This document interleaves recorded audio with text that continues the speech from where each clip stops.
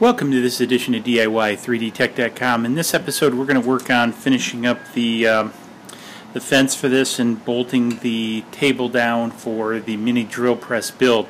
So first thing we're going to do, we're going to use some of this banding tape and heat gun to band the fence itself.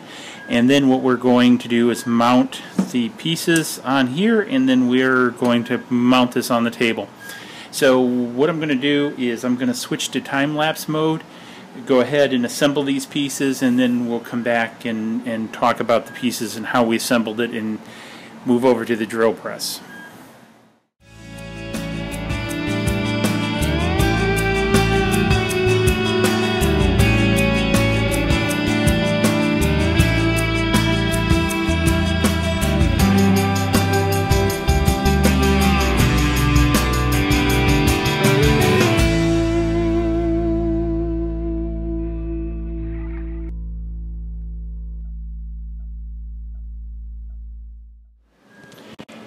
Okay, so here we are back in the time lapse. We've assembled it. So what I've done off camera is I've down underneath here on the bottom, I've attached the 4 bolts with fender washers to the table. So now this is all bolted down.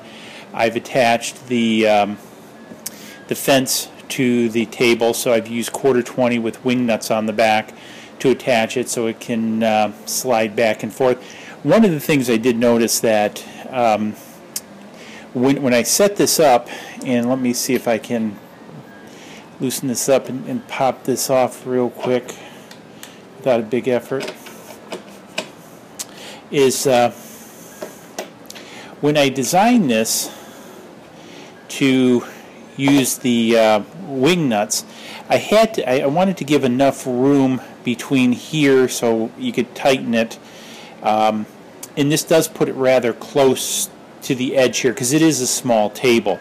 So I don't know how much I'll actually use this fence. I do have it if I want to use it, but it does sit forward quite a bit, actually, because here it's all the way to the back where it'll mount into the T-track.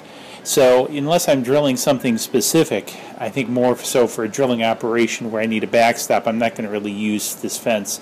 You know, for sanding and stuff, I think I'll just take the fence right off.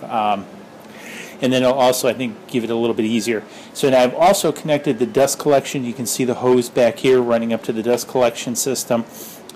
So when I turn on the dust collector, it's got a pretty good downward draw through here because I've got an 1.5 inch hose going to it. So far that all looks pretty good. So anyways, I think what I'll do is fire this up, give it a shot of doing some sanding. I am going to cut the audio because you don't need to listen to the dust collector run, so just to let you see, and I am going to pull the fence off. So let's go ahead and give that a shot.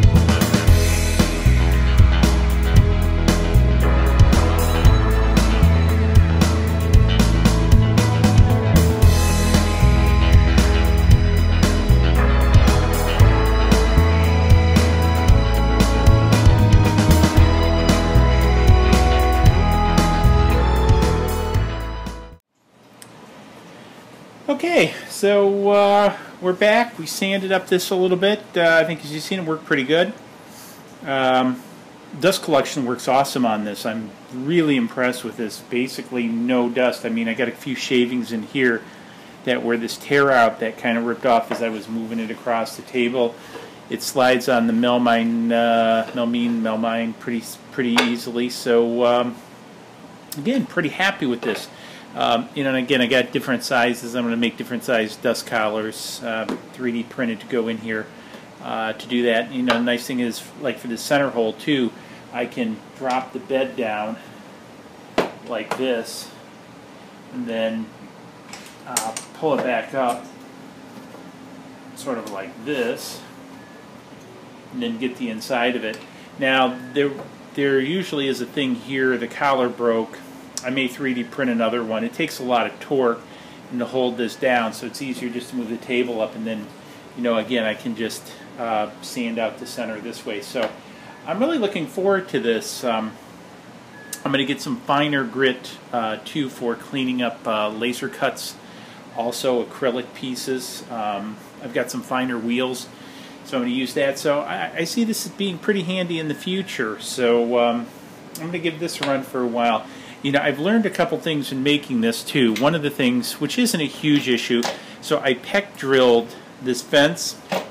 So I just use wood screws on the back, or, you know, actually self-tapping machine screws, because they gripped better. Though I, you know, cut through all the way on this. I would do that different in the future. I would probably peck drill just a shorter distance, but I just had it set to poke all the way through because that's what I had it set for on these pieces, so I create an index hole for it, and I just forgot to turn it off. It really doesn't, just more of aesthetics, you know. It'd be nice not to have the hole. And again, I think this will just get used, be a handy thing to have around. Be kept down there for when I want to have an end stop or something like that. What I might do is also 3D print another piece where I can, you know, have an index bar that goes on here, so it stops at a certain distance, and have a little thumb screw that locks down. That might be a future project also. So anyways, this brings to conclusion the mini drill press build. So hopefully you found it interesting. Like I say, I'll have the link below to the Inkscape drawings will be out there, so if you want to build your own, go ahead. And if you do, kind of let me know. Drop me do a YouTube video, drop me a picture. Be real interested in seeing what you do. So anyways, hopefully you liked it. If you did, give it a thumbs up. Subscribe to the channel. A lot more projects coming. Cheers. Please click like below and subscribe to the channel to keep up to date on all of our projects.